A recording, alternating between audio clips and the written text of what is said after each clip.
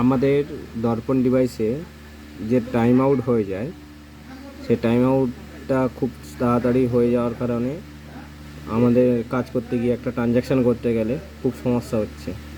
আমরা এর আগে টাইম বাড়াতে পেরেছি, কমাতে পেরেছি।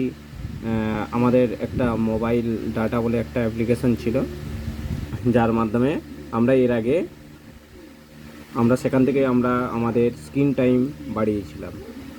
কিন্তু বর্তমানে ডিপার্টমেন্ট থেকে ওই স্ক্রিন টাইম যে অ্যাপসটা, ওটা কিন্তু উড়িয়ে দিয়েছে। মানে মোবাইল ডাটা অ্যাপসটা উড়িয়ে দিয়েছে, যেখান থেকে আমরা স্ক্রিন টাইম বাড়াতাম।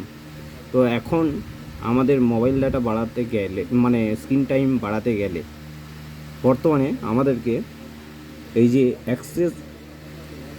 অ্যাক্সেসিবিলিটি পারমিশন যেটা রয়েছে, অ্যাক্সেসিবিলিটি পারমিশনে গিয়ে টাচ করার পরে রিকমেন্ডেড ফর ইউ এই অপশানটাতে ক্লিক করতে হবে।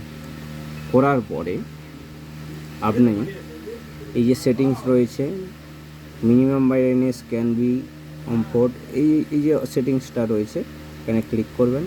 করলে এখান থেকে আপনি আপনার ব্রাইটনেস বাড়ানো কমানো এটা করতে পারবেন। আর আরেকটা যেটা turn on dark mode to reduce I strain, এই যেটা রয়েছে এইখানে, এই সেটিংসে যাওয়ার পরে গেলে আপনি একটু নিচের দিকে নেমে আসবেন। নিচের দিকে নেমে আসার পরে এখানে স্ক্রিন টাইম আউট বলে একটা অপশান আপনার পেয়ে যাবেন।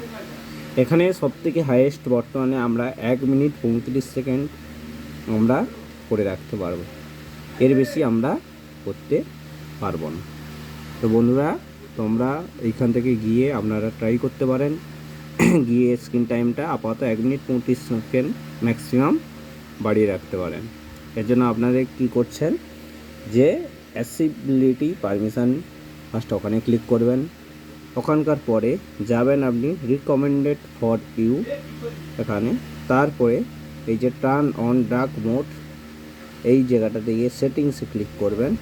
সেটিংসে ক্লিক করার পর কিছুটা নিচের দিকে নেমে এলে স্ক্রিন টাইম আউট এই অপশানটা আপনারা পেয়ে যাবেন। নমস্কার।